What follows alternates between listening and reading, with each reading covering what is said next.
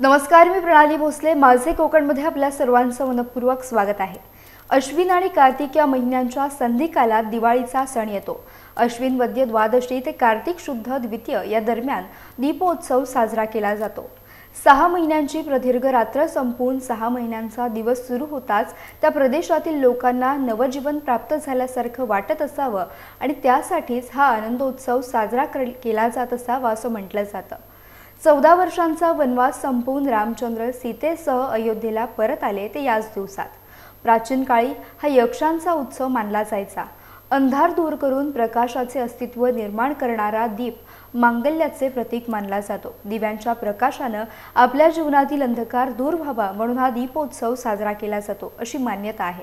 अशा मंगल सणाच्या सर्वांना खूप खूप शुभेच्छा. वळूयात बातमीपत्राकडे, पण त्याआधी पाहूयात हेडलाईन्स. मुंब्रा शाखेला भेट न देता मागे फिरले, उद्धव ठाकरे शिंदे गटावर बरसले. 16 आमदारांचा लवकरच अपात्रतेचा निर्णय होणार, उद्धव ठाकरे यांनी व्यक्त केला विश्वास.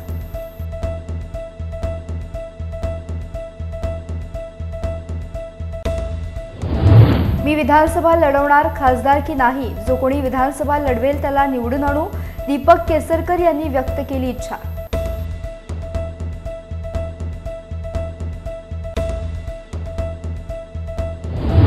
आमदार भरत गोगाले यांचा ब्ल्यूजेट कंपनीतील दुर्घटना प्रकरण दाबण्याचा प्रयत्न, सरपंच सोमनाथ ओझरडे यांचा जाहीर आरोप.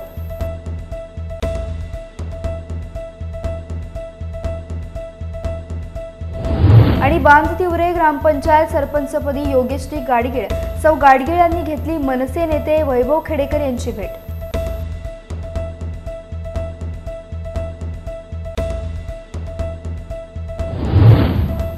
पाहुयात सविस्तर वृत्त. शाखेवरून ठाकरे शिंदे वाद चिघळला आहे. उद्धव ठाकरे मुंब्र्यातील पडलेल्या शाखेला भेट देणार होते, परंतु पोलिसांनी उद्धव ठाकरेंचा ताफा अडवला. पोलिसांसोबत हुज्जत घातली, पण अखेर उद्धव ठाकरे मागे फिरले. माघारी फिरल्यानंतर उद्धव ठाकरेंनी पत्रकार परिषद घेतली आणि शिंदे गटावर जोरदार निशाणा साधलाय. आपण सर्वजण साक्ष आहात. आता संजय राऊत म्हणाले त्याप्रमाणे मी तुम्हाला सर्वांना धन्यवाद देतो. महाराष्ट्रातलं खरं चित्र आपण आपल्या माध्यमातून संपूर्ण देशाला दाखवलेलं आहात. पोलिसांची हतबलता सुद्धा सर्व महाराष्ट्राने पाहिलेली आहे. यात मी पोलिसांना दोष देत नाही, पण सरकार म्हणून जो काही कारभार सुरू आहे, या सरकारने याच पोलिसांना वारकऱ्यांवरती लाठीमार करायला लावला होता. याच सरकारने शांततेत चालू असलेलं मराठा आरक्षणाच्या सर्व आंदोलकांवरती अत्यंत पाशवी लाठी हल्ला करायला लावला होता. आणि याच सरकारने त्याच पोलिसांना आज चोरांचं रक्षण करायला लावलं. म्हणजे मी समजू शकतो पोलिसांची मानसिकता काय झाली असेल, की ज्यांना कसं वागवायचं हे त्यांना पोलिसांना कळले, त्यांचं रक्षण करावं लागतंय. अशी नामुष्की मला नाही वाटत यापूर्वी महाराष्ट्रामध्ये कधी पोलिसांवरती आली असेल. आज मी स्वतः आलो होतो, हे एवढ्यासाठी आलो होतो कारण सत्तेचा माज ह्या गद्दारांना आलेला आहे. यांच्याकडे हे नेभळट आहेत. अगदी मी उघडपणाने सांगतोय, नेभळट आहेत. गद्दार तर आहेतच, चोर तर आहेतच, पण नामर्द पण आहेत. कारण यांना सत्तेचा आधार घेऊन हे अत्याचार करतायत. जिथे वर्षांपासून काही म्हणजे 20-25 वर्षापासून शिवसेनेची शाखा होती नव्हे, ती आहेच, ती यांनी बुलडोजर लावून पाडली. आणि खोके सरकार म्हटल्यानंतर स्वतःचा एक खोका, एक डबडं तिकडे आणून ठेवलेलं आहे. पण हे डबडं आम्ही जागेवर ठेवू देणार नाही. आम्ही प्रशासनाला सुद्धा ताकीद देतो आहोत, कारण आमच्याकडे सगळी कागदपत्र आहेच. आणि असं दिवसा ढवळ्या जर का हे घुसखोरी करायला लागले, खरं घुसखोरीची केस त्यांच्यावरती व्हायला पाहिजे. हे कार्यालय महापालिकेने पाडले का, प्रशासनाने पाडले का? आणि जरी पाडलं असेल तरी नोटीस शिवाय ते पाडू शकत नाही. आणि मुळामध्ये ते जर का अनधिकृत असेल 25 वर्षापासूनचं, आमच्याकडे सगळे टॅक्स वगैरे भरल्याचे कागदपत्र आहेत, तर आत्ता जे काही डबडं तिकडे ठेवलेलं आहे ते अधिकृत आहे का? तर उद्यापासून शिवसेनेची शाखाही तिकडेच होईल. उद्यापासून म्हणजे आता उद्या दिवाळी आहे, 1-2-3 दिवस दिवाळीचे होऊ द्या, पण तिकडेच शिवसेनेची शाखा आमच्या, कारण शिवसेना ही एकच आहे. मी मध्यंतरी म्हटलं होतं की इलेक्शन निवडणूक आयोगाला चिन्ह कोणाला द्यायचं न देण्याचा अधिकार जरूर असेल, पण कोणाचंही नाव दुसऱ्याला देण्याचा अधिकार निवडणूक आयोगाला, निवडणूक आयुक्तांना नाही. त्याच्यामुळे शिवसेना ही एकच आहे आणि ती आमची आहे. त्याच्यामुळे शिवसेनेची शाखा जिथे होती तिकडेच राहील. आणि पोलीस आहेत, महापालिका प्रशासन आहे, यांना सुद्धा मी नम्रपणाने सांगू इच्छितो की हा जो काही एक जुलूम जबरदस्तीचा प्रकार चाललेला आहे, एक तर तुम्ही बाजूला व्हा, आम्ही बघून घेतो यांना काय करायचं ते आम्ही बघतो. पण पोलिसांकडनं त्यांचं रक्षण होणार आणि आमच्यावरती जर का दंडुके चालणार असतील तर एक ह्या गद्दारांना कळलं पाहिजे की त्यांचं राजकीय आयुष्य आता अल्प राहिलेलं आहे. एक थोड्या काळापुरते सोबती आहेत राजकारणामध्ये, त्याच्यानंतर त्यांचं काय होईल. गद्दारीचा शिक्का तर आहेच, पण त्याचबरोबराने चोर म्हणून जो काही शिक्का त्यांच्यावरती लागणार आहे, लागलेला आहे, तो त्यांना पुसता येणार नाही. आज आम्ही एक संयम दाखवला, कारण बॅरिकेड्स तोडून आम्ही जाऊ शकलो असतो. ऐन दिवाळीमध्ये कुठेही गुंडागर्दी नको म्हणून एक संयम मी स्वतः बाळगला. खरं म्हटलं, एक 2-4 दिवसापूर्वी मी जाहीर केलं होतं मी इथे येणार, आणि ते जाहीर केल्यानंतर सरकारचं काम होतं की तिकडे त्यांच्या भाडोत्री गुंडांना त्यांनी येऊ द्यायला नाही पाहिजे होतं, आणि येऊ दिलं ते दिलं. परत त्यांच्या दिमतीला त्यांनी पोलीस संरक्षण दिलं. हे अत्यंत नामुष्की आणणारं हे सगळं चित्र आहे. आणि एकूणच ज्यांचं आकलेचं दिवाळं निघालेलं आहे त्यांच्यामुळे महाराष्ट्राची दिवाळी वाईट होऊ नये म्हणून आज आम्ही संयम बाळगलेला आहे. पण याचा अर्थ असा नाही की दरवेळेला आमच्याकडनं संयम आणि तुमच्याकडनं यम असं काही होणार नाही. जर तुम्ही तसे वागणार असाल तर आमच्या सुद्धा संयमातला जो स आहे तो गेल्याशिवाय राहणार नाही. आणि मग परत एकदा सांगतो, पोलिसांना बाजूला ठेवा, जे काय व्हायचं ते होऊ द्या. दरम्यान 16 आमदारांच्या अपात्रतेबाबतच्या याचिकेवर अद्यापही निर्णय झालेला नाही. सर्वोच्च न्यायालयाच्या हस्तक्षेपानंतर तो आता लवकर होण्याची शक्यता निर्माण झाली आहे. हे आमदार अपात्र होतील असा विश्वास उद्धव ठाकरे आणि त्यांच्या शिवसेनेला आहे.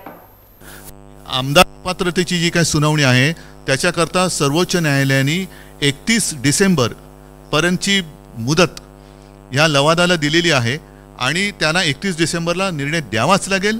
तो काही दिला तरी देखील किंवा नाही दिला तरी देखील जानेवारीच्या पहिल्या आठवड्यात माझ्या अपेक्षेप्रमाणे सर्वोच्च न्यायालय ह्याच्यावरती निकाल देईल आणि तो न्याय देईल अशी मला खात्री आहे. तर मी विधानसभेची निवडणूक लढवणार, मला खासदारकीची निवडणूक लढवण्याची अजिबात इच्छा नाही अशी ठाम इच्छा शिक्षण मंत्री दीपक केसरकर यांनी व्यक्त केली आहे. सावंतवाडी मतदारसंघातूनच निवडणूक लढवणार त्यांनी म्हटलंय. सावंतवाडी येथे आयोजित पत्रकार परिषदेत ते बोलत होते. महाराष्ट्राच्या कुठल्या भागामध्ये काय चालू आहे याची माहिती मला असू शकत नाही. आता मी माझ्या भागात आलोय. खासदारकीची बाब आली आहे म्हणून तुम्हाला मी सांगतो, मी स्वतः खासदार बनायला अजिबात इच्छुक नाहीये. मी माझ्याच मतदारसंघामधून पुन्हा एकदा आमदारकीची सीट लढवणार आहे. त्याच्यामुळे कोणी असा खोटा प्रचार करत असतील की दीपक केसरकर खासदारकीला जाणार आहेत आणि त्याच्यामुळे इथं कोणीतरी तयारी करत असतील तर त्यांना मी अगोदरच, त्यांना असं नाही, सगळ्याच जनतेला सांगू इच्छितो की काही कामं माझी अपूर्ण आहेत माझ्या मतदारसंघातली. हा मतदारसंघ महाराष्ट्रातला सर्वोत्कृष्ट मतदारसंघ आहे. आत्ता कुठे विकासाला सुरुवात झालेली आहे. लोकांना दिलेली जी आश्वासनं आहेत ते पूर्ण केल्याशिवाय आपण जर दुसरीकडे गेलो किंवा खासदारकीला केलो तर तो आपल्या जनतेवर अन्याय असतो. आणि त्याच्यामुळे कोणाला दाखवण्यासाठी म्हणून नाही, परंतु मी ठामपणे निर्णय घेतलेला आहे की मी आमदारकीचीच निवडणूक लढवणार.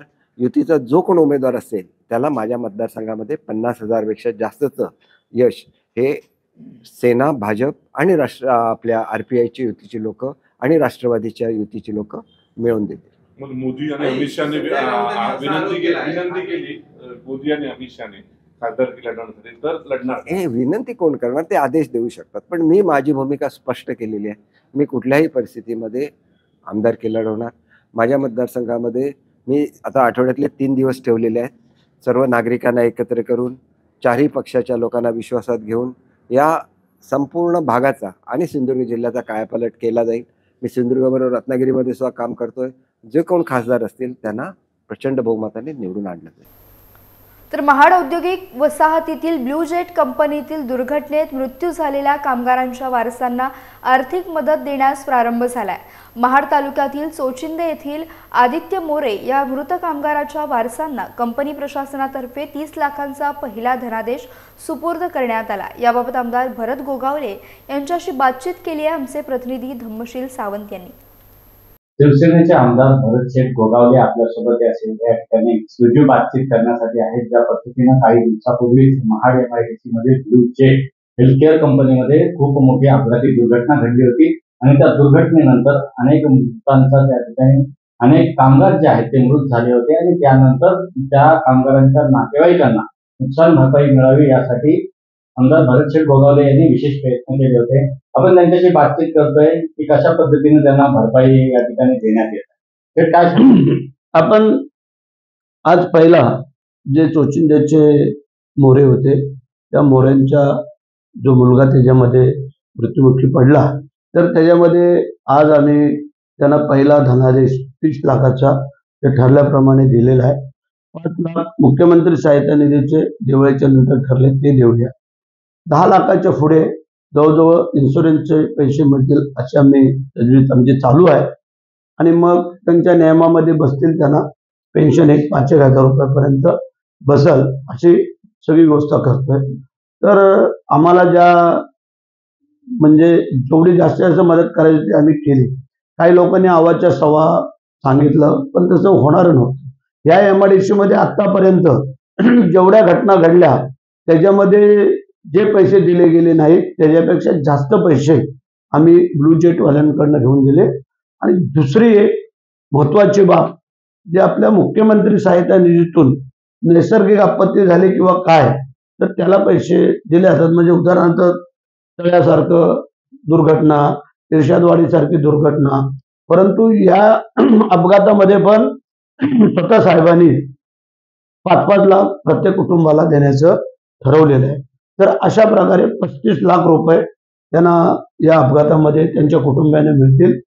10 लाख रुपये मी सांगितलं इन्शुरन्सच्या पुढं ते मिळतील आणि मग पेन्शनच्या नियमामध्ये बसले तर त्यांना जे आहेत तिथपर्यंत त्यांना ती 5,000 रुपयाची पेन्शन मिळेल. आमचं कर्तव्य आम्ही केलं की आम्ही त्या क्षणापासून होतो. आपण सगळ्यांनी पाहिलं त्यांच्या बॉड्या तिथून गाडीमध्ये टाकून पाठवेपर्यंत टेस्टला आणि ते आज आणेपर्यंत आज सकाळी त्या बॉड्या त्यांना आणून परत त्यांच्या ताब्यात दिल्या आम्ही अधिकाऱ्यांना सांगून. तिथून स्वतः ॲम्ब्युलन्समध्ये त्यांनी बॉड्या आणल्या. त्यामध्ये आमची मोरेंची एक बॉडी होती, पवारांची होती आणि सुतारांची. आता या तिन्ही ठिकाणी मग आम्ही तिथे गेलो होतो बॉड्या आणल्यानंतर. आणि त्यानंतर ज्यांनी कागदपत्र संमतीपत्रक दिले त्यांचा चेक दिला. आता उद्या पवारांचं दिला संमतीपत्र त्यांना चेक देऊ, सुतारांचा चेक देऊ आणि बाकीचे जे चेक आहेत त्यांच्याकडं आपले अधिकारी पाठवतील. आणि मला असं वाटतंय की आमचं जे काय कर्तव्य होतं ते आम्ही पार पाडायचा प्रयत्न केलेला आहे. ब्लू जेट हेल्थकेअर या कंपनीमध्ये झालेल्या दुर्घटनेत मृतांची संख्या 11 झाली असता या घटनेसंदर्भात महाड औद्योगिक क्षेत्रातील कामगार वर्गातील नातेवाईकांच्या डोळ्यात अश्रू असताना आमदार भरत गोगावले यांनी फक्त मिटवामिटवी केली असा त्यांच्यावर जाहीर आरोप करण्यात आलाय. तर मृतांच्या नातेवाईकांना विकास गोगावलेंना 30 लाख देण्याचा अधिकार कोणी दिला, त्यांचा संबंध काय असा जाहीर आरोप सरपंच सोमनाथ ओझरडे यांनी आमदार भरत गोगावले आणि विकास गोगावले यांच्यावर महाड येथे झालेल्या पत्रकार परिषदेमध्ये केलाय. गांभीर्याने दुःख झालेलं काय वाटत नाही. म्हणजे तुम्ही ह्या ज्या काही सगळ्या गोष्टी करताय हे कंपनीला पाठीशी घालायचं काम करताय. माझा थेट आरोप आहे आमदार गोगावले साहेबांवर, विकास गोगावलेंवर की ते कंपनीला पाठीशी घालायचं काम करतायत. ते पण त्यांना काहीतरी ठराविक रक्कम मिळणार आहे म्हणून. आणि ह्या कंपनीच्या मागे जे लोक आहेत, मग त्यात पठारे असेल अजून कोण असेल, त्या सगळ्यांना न्यायालयात खेचण्याचं काम मी करणार आहे. ह्या कंपनीच्या कामगारांना न्याय मिळाला पाहिजे म्हणून आमची ही भूमिका आहे. कंपनीचे कामगार जे आहेत ह्या कामगारांना आजपर्यंत कोणी वाली नाही राहिला आहे. इतकं दुर्दैवी आहे की म्हणजे महाडमध्ये कामाला जाताना पण भीती वाटते. एखाद्या कंपनीमध्ये काम करत असताना काही दुःखद घटना घडली तर त्याला भीती वाटते. आज तुम्ही सांगा ती घटना घडल्यानंतर त्या मुलाचे वडील जेव्हा त्या ठिकाणी गेले तेव्हा त्यांना सकाळपासून संध्याकाळपर्यंत खायला सुद्धा काय मिळालं नव्हतं. तिथं बसल्यानंतर आमदार साहेब त्यांना सांगतात की तुम्ही घरी जा, तुमचा मुलगा होईल, तुम्ही घरी जा. कुठल्या मुलाचा बाप अशा दुःखद घटनेमध्ये घरी जाईल? की आमदार गोगावले साहेब असतील, विकास गोगावले असेल, कंपनीच्या विरोधात आवाज उठवला, कंपनीला काहीतरी धाड्यात घेतलं, कंपनीला किंवा तिथल्या प्रशासनाला धाड्यावर घेतलं. पत्रकारांना जाणवलं का तुम्ही आम्हाला उत्तरं द्या. त्यांनी फक्त मिटवामिटवी म्हणजे सेटलमेंट. तिथं आले, बाहेर गेले, आतमध्ये गेले, आले, किती द्यायचे, कसे द्यायचे, काय द्यायचं, म्हणजे कारखाना यांच्या मालकीचा आहे अशा पद्धतीने आमदार गोगावले आणि विकास गोगावले त्या ठिकाणी वावरत होते. आता तुम्ही पाहिलं तर त्या ठिकाणी कारखान्यावरती झालेला आघात आजपर्यंत त्या कंपनीचा मालक असेल, त्या कंपनीचा डायरेक्टर असेल, तुमच्या समोर तरी आलाय का पत्रकारांच्या? अजूनही आलेला नाहीये. मग त्या ठिकाणी विकास गोगावलेला 30 लाख रुपये किंमत ठरवण्याचा अधिकार कोणी दिला? आणि एखाद्याच्या जीवाची किंमत 30 लाख रुपये असू शकते हे कोणी ठरवलं? 100% कंपनीची चुकी आहे, 10% सुद्धा कामगारांची चुकी नाहीये. 100% कामगारांची चुकी नसताना, 100% कंपनीची चुकी असताना 30 लाख रुपये किंमत ठरवण्याचा अधिकार यांना दिला कोणी? आणि 30 लाख रुपये का? ह्या गोष्टीबद्दल मला काही समजलं नाही. आमदार साहेब त्या दिवशी एका ठिकाणी बोलत होते की आम्ही कंपनीच्या मालकासोबत चर्चा केली, ते केलं, तो 25 लाख देतोय, 30 लाख देतोय. हे कशासाठी? तुम्ही एखाद्या जीवाची किंमत ठरवण्याचे अधिकार तुम्हाला दिले कोणी? तुमच्या वतीने सगळ्यांना मी MIDC कामगारांना आव्हान सुद्धा करतो की कुठल्याही कंपनीच्या प्रशासनाला आपण घाबरू नका, कुठल्याही हुकुमशाहीला आपण घाबरू नका. ह्या 11च्या कुटुंबाला न्याय मिळवून देण्यासाठी जी लोक माझ्यासोबत येतील त्या कुटुंबातील प्रत्येकाला माझं असं म्हणणं आहे की तुम्हाला कधी कसलंही काय वाटलं तर आम्हाला संपर्क करा. माझ्या कानावर असंही आलेलं आहे की आपल्या ह्या विभागात स्थानिक म्हणून जे काही 3 मयत झाले त्यांना 30-30 लाख रुपये देऊन वरचे काही XYZ अमाऊंट 45 लाख देण्याचं जे काही कबूल केलेलं आहे ते बाकीचे जे भैया लोक आहेत त्यांना तेवढी अमाऊंट देणार नाही आहे.